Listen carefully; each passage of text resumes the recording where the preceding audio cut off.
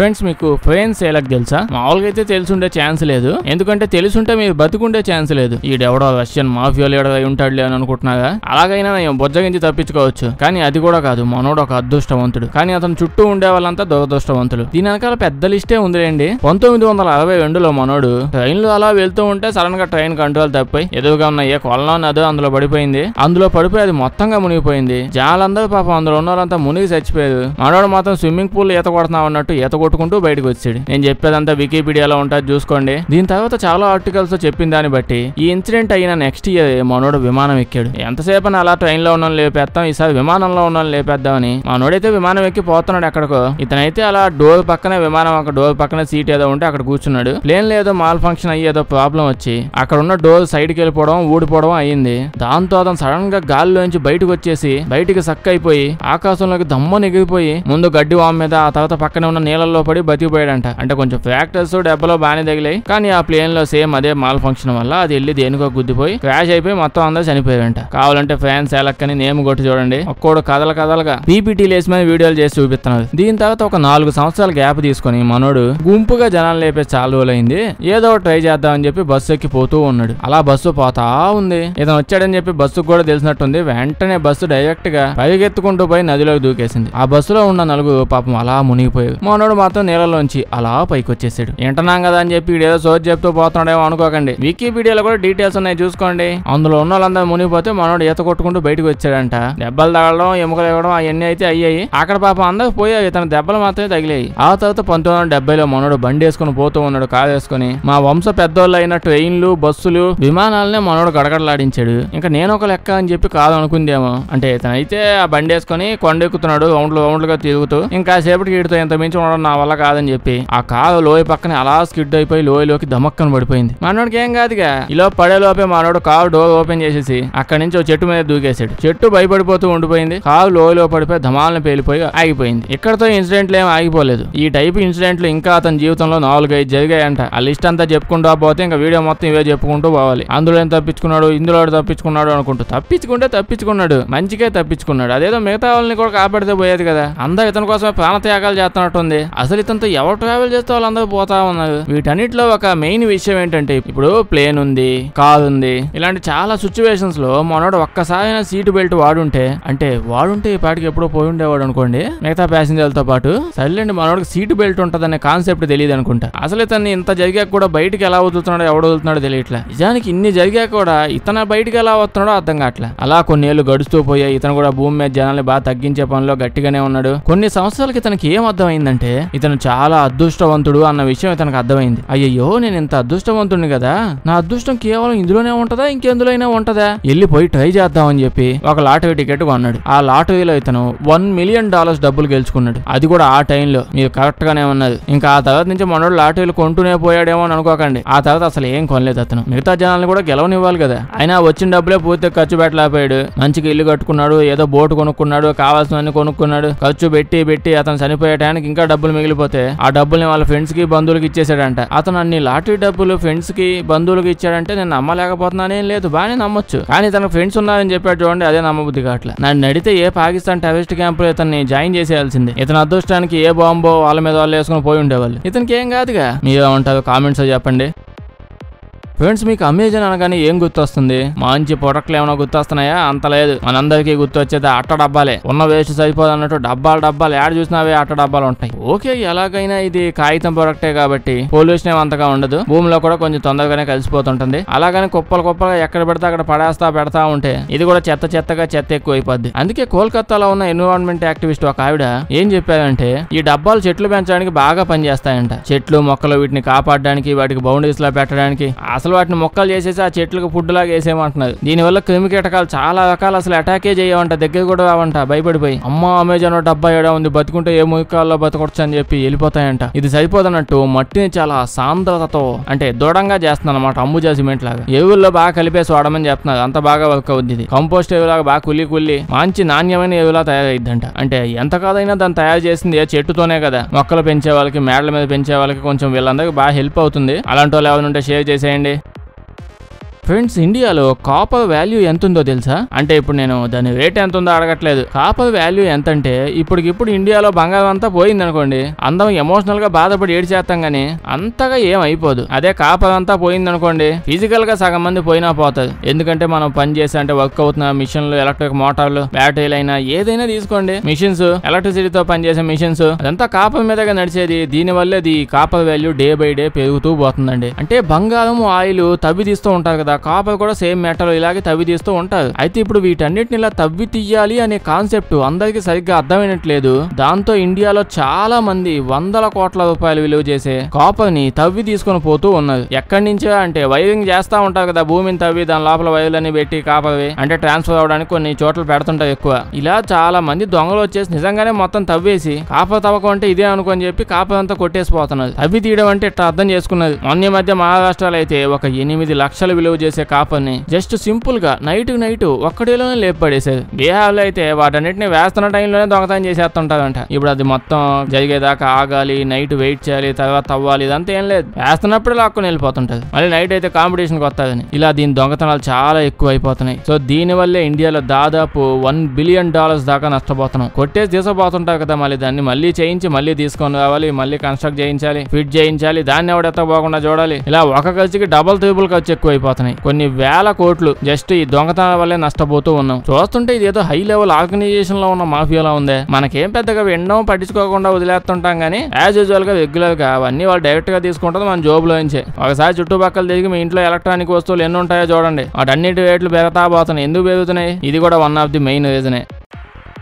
Friends, మీరు ఎప్పుడైనా తాజ్ మహల్ చూసారా? చూసి ఉండొచ్చు. నేనైతే ఎప్పుడు చూడలేదు, నాకు ఎవరు చూపించలేదు, టీవీలో చూసా అంతే. ఢిల్లీకి వెళ్ళిన వాళ్ళు చాలా మంది చూసుంటారు. అదే ఢిల్లీకి వెళ్ళిన వాళ్ళు చిన్నప్పటి నుంచి చదువుకుంటూ ఉన్నాం కదా, కుతుబ్ మినార్ అని. ఆ కుతుబ్ మినార్ లోపలికి వెళ్ళేవన్నా చూసాండి దమ్ముంటే ఎవ్వడు వెళ్ళలేడు. ఏంట్రా ఏం చేసావంటే నేనేం చేయలేదు, వాళ్ళే క్లోజ్ చేసేసారు. కుతుబ్ మినార్ బయట నుంచి చూసి రావడం తప్ప లోపలికి వెళ్ళే ఛాన్స్ లేదు. ఎందుకంటే దాన్ని క్లోజ్ చేసేసి లోపలికి వెళ్ళడానికి బ్యాన్ చేసేది. ఇప్పుడు కాదులేండి, ఎప్పుడో చేశారు. 1975 ముందు దాకా ఎవరైనా కుతుబ్ మినార్ లోపల దాకా పోవచ్చు. లోపలంతా బాగా ఎక్స్ప్లోర్ చేసి వ్లాగులు కూడా చేయొచ్చు. ఫోన్ లేవు కాబట్టి చేయలేదు. లోపల మంచి వ్యూ ఉంటుందంట. కుతుబ్ మినార్ లోపల మినార్ పోతూ ఉంటే మంచి వ్యూ వస్తూ ఉంటుంది. ఆ టైంలో 1975 ఆ టైంలో వచ్చేవాళ్ళు, చూసేవాళ్ళు, తిరిగేవాళ్ళు బానే ఉంది. కానీ చాలా మంది ఇక్కడ దాకా ఎక్కితేనే ఎంత బాగుంది, ఎక్కడి నుంచి దూకితే ఇంకెంత బాగుంటది అని చెప్పి చాలా మంది దూకేశారు. నిజంగానే అంటే ఆత్మహత్యలు అట్లాంటివన్నీ ఉంటాయి కదా, అలాంటివన్నీ చేసుకోవడానికి చాలా మంది ఇక్కడికే వచ్చి పోతున్నారంట. ప్రతి ఒక్కడికి ఫ్యాంటసీలు ఎక్కువ అయిపోతున్నాయి. ఎవడేం చేస్తాడు? అందుకని అప్పుడున్న గవర్నమెంట్ అఫీషియల్స్ అవి మరీ ఎక్కువ అయిపోతున్నాయి. ఒకరిని చూసి ఒకరు నేర్చుకుంటూ ఉన్నారు అని చెప్పి పై ఫ్లోర్ లో 2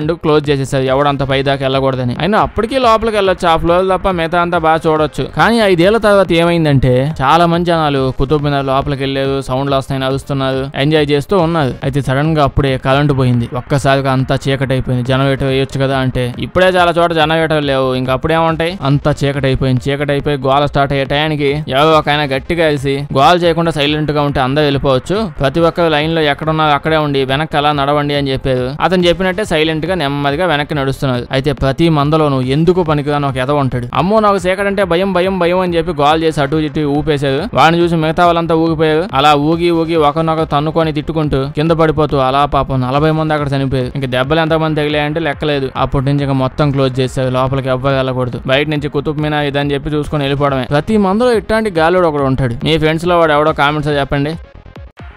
ఫ్రెండ్స్, నేను మీకు ఇప్పుడు ఒక చెత్త కహాని చెప్పబోతున్నాను. అంటే ఆ స్టోరీ చెత్తగా ఉండిద్దని కాదు, ఈ స్టోరీనే చెత్త గురించి. అది కూడా ఏదో కేజీ 2 కేజీలు కాదు, 27 లక్షల కేజీల చెత్తది. ఇది సముద్రంలో ఏ రేంజ్ లో షికారులు కొట్టిందంటే అంతగా మనలో ఎవడో తిరుగుండవు. అలాగే ఇది జీవితంలో ఫేస్ చేసినంత హేట్ కూడా ఎవడో ఫేస్ చేసి ఉండడు. ఈ స్టోరీలో కొన్ని దేశాలు ఉంటాయి, మాఫియా ఉంటది, గెలుపు ఉంటది, రిజెక్షన్ ఉంటది, పెద్ద హాలీవుడ్ సినిమా తీసేయచ్చు. ఓకే, మీకు బోర్ కొట్టేసి మీరు తీసేసే లోపే స్టార్ట్ చేసేస్తా. మనిషి అన్నోడు చెత్త ప్రొడ్యూస్ చేస్తూ ఉంటాడు, ప్రొడ్యూస్ చేస్తూనే ఉంటాడు. భూమికే కానీ కాళ్ళు చేతులు ఉండి డెసిషన్ తీసుకునే శక్తులు ఇచ్చేస్తే భూమి చేసే మొట్టమొదటి పని మనుషులందరినీ చెత్త బ్యాగులు వేసేసి స్పేస్ లోకి చేస్తుంది. కేవలం జంతువులు మాత్రమే ప్రశాంతంగా పెంచుకుంటుంది. ఎందుకంటే అవే చెత్త చేయకుండా భూమిని జాగ్రత్తగా చూసుకుంటాయి. సర్లేండి, ఇప్పుడు మన గురించి అంత డిస్కషన్ ఎందుకు కానీ అమెరికాకి వెళ్ళిపోదాం. అమెరికాకి వెళ్తే న్యూయార్క్ లో 1800 సంవత్సరం ఆ టైం ముందు దాకా చెత్తను తీసుకొచ్చి ఏమైనా కలెక్ట్ చెయ్యాలి, అంతా తీసుకెళ్లేవని ఏదైనా చెయ్యాలి, ఇలాంటి కాన్సెప్ట్ ఉండేది కాదు. ఏ దేశంలో లేదనుకోండి అప్పటికి. చెత్త అంతా రోడ్ల మీద, ఇంటి మీద ఎక్కడ పెడితే అక్కడ పడేస్తూ ఉండేవాళ్ళు, కొల పెడుతూ ఉండేవాళ్ళు. జనాలు బాగా పెరుగుతూ ఉన్నాయి కదా, దాని వల్ల అక్కడే ఉండే పొలిటీషియన్లు ఎవరో ఉంటారు కదా, వాళ్ళే తిరగలేకపోయారు. ఇంకప్పుడు మొదలు పెట్టారు చెత్త అంతా కలెక్ట్ చేసి ఒక చోట వేయించండి అయ్యా. మొన్న ఎవడో బండి నిండా చెత్త తీసుకొచ్చి మా ఇంట్లోనే పడేశాడు, వాళ్ళ ఇంట్లో ప్లేస్ లేక అని చెప్పి చెత్త బిజినెస్ అనేది అప్పుడు స్టార్ట్ అయింది అక్కడ. అదే చెత్త అంతా కలెక్ట్ చేయడం అన్ని దేశాల్లో అంతే. ఇప్పుడు చెత్త అంతా పోగు చేస్తూ ఉంటారు, డంప్ యార్డ్ లో ఉంటాయి. కొన్ని ప్లేసుల్లో అయితే అది కొండ కంటే పెద్దగా ఉంటది, అది కొండో చెత్త కొండో అర్థం కాదు. అయితే ఇంకా 1990 ఆ టైంకి వచ్చేసరికి న్యూయార్క్ లో చెత్త బాగా ఎక్కువైపోయింది. ఇప్పుడు వెళ్ళి చూసినా న్యూయార్క్ అంతే చెత్తగా ఉంటది, జనాలు బాగా ఎక్కువైపోయారు. అవసరమైన దానికంటే చెత్త బాగా ప్రొడ్యూస్ చేస్తున్నాం మనం. అప్పుడే అమెరికాలో ఉన్న ఒక వ్యక్తి ఇంత కుప్పలుగా డబ్బులు మనం ఇక్కడ పెట్టుకొని ఎందుకు ఇంత వేస్ట్ చేస్తున్నాను నేను అని చెప్పి చెత్త నుంచి డబ్బులు సంపాదించే ప్లాన్ వేసుకున్నాడు. ఏం లేదు, ఇప్పుడు చెత్త ఉంది అనుకోండి, అది ఎక్కువ రోజులు అలా ఉండిపోయి కుళ్ళిపోయింది అనుకోండి, దానిలో నుంచి కంపు వస్తుంది. ఆ కంపును అమ్ముకొని డబ్బులు సంపాదించవచ్చు. అంటే కంపు వస్తుందంటే అది మీథేన్ గ్యాస్, అది మామూలు గ్యాస్ కాదు. దాంతో మంచిగా ఎలక్ట్రిసిటీ ప్రొడ్యూస్ చేసుకుని అమ్ముకోవచ్చు అంట. చెత్త కంపే, కానీ అందులో నుంచి డబ్బులు ఉన్నాయి. చెత్త ఎక్కడ ఉంటా చూసుకుంటూ పోయాడు. న్యూయార్క్ లో ఉన్నంత చెత్త ఎక్కడా లేదు. అంటే అప్పటికి మన అంకుల్కి ఇండియా అనే విషయం గురించి తెలియదేమో. సో మనోడు న్యూయార్క్ లో ఉన్న చెత్త అంతా కొండం కూడా అవసరం లేదు, మాకు ఇచ్చేయండి మేము తీసుకొని పోతామంటే ఇంక ఏ చేస్తాం మొహం మీదే. ఆ చెత్త నుంచి విముక్తి పొందడానికి జనాలు అంత ఊపు మీద ఉన్నారు. ఇప్పుడు మన అంకులు చెత్త అంతా కలెక్ట్ చేసి దాన్ని ఎలక్ట్రిసిటీ ప్రొడ్యూస్ చేయడానికి ప్లాంట్ ఒక స్టేట్ లో పెట్టుకున్నాడు అమెరికాలో, అదే ఎలక్ట్రిసిటీ ప్రొడ్యూస్ చేయడానికి. అయితే న్యూయార్క్ నుంచి చెత్త తీసుకొని ఇంకో స్టేట్ కి వెళ్ళాలంటే, అదే ఆ ప్లాంట్ ఉన్న స్టేట్ కి వెళ్ళాలంటే మాఫియా వాళ్ళతో డీల్ చేయాలి. ఆ చెత్తగాలకి ఈ చెత్తకి సంబంధం ఏంటో అంటే అది అప్పటికి 1990 ఆ టైంకి వచ్చేసింది కదా. మాఫియా చాలా గ్యాంగ్లు బాగా నష్టాల్లోకి వెళ్ళి కొంచెం డల్లులో ఉన్నారంట.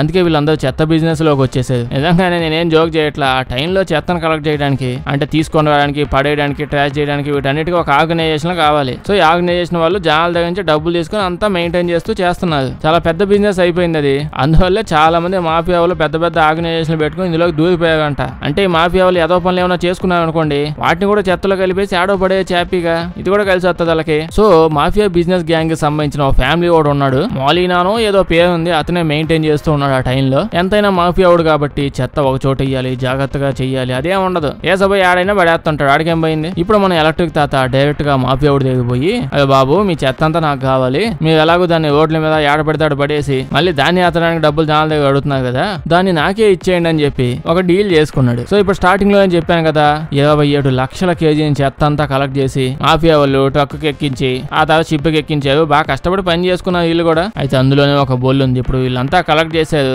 బోట్ లో ఎక్కించాక దాన్ని న్యూయార్క్ నుంచి నార్త్ క్యారోలైనా అని చెప్పి వేరే స్టేట్ ఏదో ఉంటది దానికి పంపించాలి, ఎందుకంటే మనోడ్ ప్లాంట్ అక్కడే ఉంది. అంత సింపుల్ గా అయిపోయింది కదా, బానే ఉంది కదా అంటే అంత లేదు. ఏమైందంటే ఇప్పుడు అంత 27 లక్షల కేజీల చెత్త షిప్ కి ఎక్కించారు, ఆ షిప్ లో అది పోతూ ఉంది. అయితే ఈ అమెరికా వాళ్ళందరూ కట్ల కొంచెం చెత్త రోడ్ల మీద చూసారు, కానీ ఇంత పెద్ద డంప్ యార్డ్ అలా మూవ్ అవుతూ పోతూ ఉంది కదా, దాన్ని అలా చూడడం ఫస్ట్ టైం. అది ఎక్కడికి పోయినా అందరు గుడ్లప్పగించి చూస్తూ ఉన్నారు, ఎటు నుంచి పోతున్నా. అది పోయే దారంతా కంపు కొట్టిస్తా పోతా ఉంది, అంతా చెత్త కంపు అంతా స్ప్రెడ్ చేస్తా పోతుంది. దీనివల్ల దీని గురించి డిస్కషన్ బాగా పెరిగిపోయింది. ఇంత చెత్త పోతుందంటవా అని చెప్పి మనుషులంతా గుంపులుగా వచ్చి చూడటం మొదలు పెట్టేది. అయితే వచ్చిన వల్ల చాలా మంది దూరం నుంచి అదుగో అందులో టాక్సిక్ వేస్ట్ కూడా ఉంది, మేము చూసాము, మెడిసిన్ కి సంబంధించిన వాడినవి ఇలాంటివి ఉన్నాయి అని చెప్పి చూసామని అన్నారు. అంటే రెగ్యులేషన్ బట్టి ఇండియాలో కూడా ఉంటుంది, యుఎస్ లో కూడా అప్పుడప్పుడే ప్రవేశపెట్టారు. టాక్సిక్ వేస్ట్ ని ఎప్పుడు సపరేట్ గా ఉంచాలి, నార్మల్ చెత్తని సపరేట్ గా ఉంచాలి, రెండింటినీ కలపకూడదు. హ్యూమన్ వేస్ట్ లో కొన్ని ఉంటాయి, అట్లాంటి వస్తలు కలపకూడదు. డైపర్లు అవి ఉంటాయి, జనాలందరూ ఆ చెత్తలో వాటిని మేము చూసామని గోల్ చేయడం మొదలు పెట్టేది. అది దూరంగా ఉంటది నిజానికి, కానీ వీళ్ళు మాత్రం చూసామని చెప్పి న్యూస్ ని బాగా స్ప్రెడ్ చేసి పడేసేది. చూసేవాళ్ళే తెలియదు, కానీ ఇదంటివి చెప్తే బాగా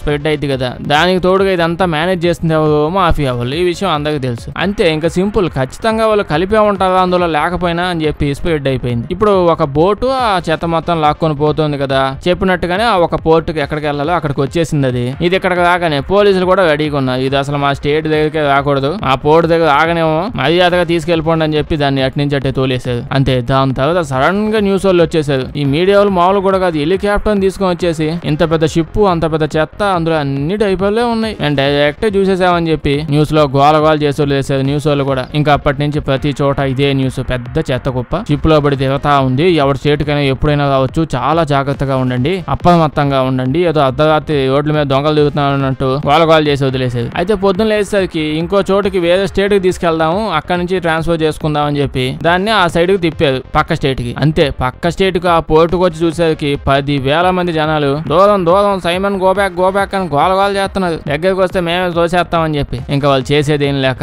ఆ షిప్ ని తీసుకుని అలా ఫ్లోరిడాకి పోయారు. అక్కడ ఈ 10,000తో పాటు ఇంకో 10,000 మంది ఉన్నారు. దాని పక్కన ఉన్న మిసిసిపి స్టేట్ కి పోతే దాంతో ఇంకో 10,000 వచ్చేసారు. ఎక్కడికి పోతే అక్కడ జనాలు గుంపులుగా వీళ్ళే దిగుతున్నట్టున్నారు అన్ని స్టేట్లు. ఇంకా అమెరికా స్టేట్లన్నీ కోస్ట్ లైన్ లో ఉన్న వాటి అన్నింటినీ తిరిగేసింది పాపం ఆ చెత్త గొప్ప. అడు తిరిగి ఇడు తిరిగి ఊరంతా తిరిగి మెక్సికోకి పక్క కంట్రీకి కూడా పోయిందంట. వాళ్ళేమో మీ చెత్త మీకే వద్దు మాకెందుకు కావాలి అని చెప్పి వాళ్ళు కూడా ఎంటేసారు. ఇప్పుడు ఇంకో న్యూస్ ఏమొచ్చిందంటే మన ఎలక్ట్రిక్ తాత ఉన్నాడుగా అతను కూడా వద్ద అంటున్నాడు. ఇప్పుడు కుళ్ళిపోయిన తర్వాత అందులో కంపు వచ్చింది. ఫస్ట్ గా కుళ్ళిపోయే కంపు చాలా ఇంపార్టెంట్. అది ఎప్పుడో కుళ్ళి కంపు అంతా గాలిలో కలిసిపోయింది. ఇంకా అందులో నుంచి ఎలక్ట్రిసిటీ కాదు నాకు వద్దని చెప్పి అతను వద్దంటున్నాడు. అలా అది 5 నెలల పాటు 1 కాదు 2 కాదు వరల్డ్ టూర్ అంతా వేసినట్టుంది. ఇంకా తిరిగి ఎవడొద్దనేసరికి ఎక్కడ స్టార్ట్ అయిందో అక్కడికే వెళ్ళింది. అక్కడికి వెళ్ళి చూస్తే వాళ్ళు కూడా మాకు ఇది వద్దని చెప్పి కాల్ చేస్తున్నారు. చెత్త అంతా పోగేసి వీళ్ళ చెత్తే అసలు నిజానికి కాదంతా. వాళ్ళు కూడా మా చెత్త వద్దంటున్నారు. అంటే ఏం చేయాలి ఇప్పుడు? ఆ చెత్త అందరూ దాన్ని అవమానించి తోలేస్తూ ఉన్నారు. ప్రొడ్యూస్ చేసింది వాళ్ళే, అవమానిస్తుంది వాళ్ళే. ఇంక వదిలేస్తే వాళ్ళు చెత్త అంతా తీసుకెళ్లి సముద్రంలో పడేస్తారు. దాంతో ఇంకొన్ని రోజుల పాటు అలా ఉండి డీలింగ్లు జరిగి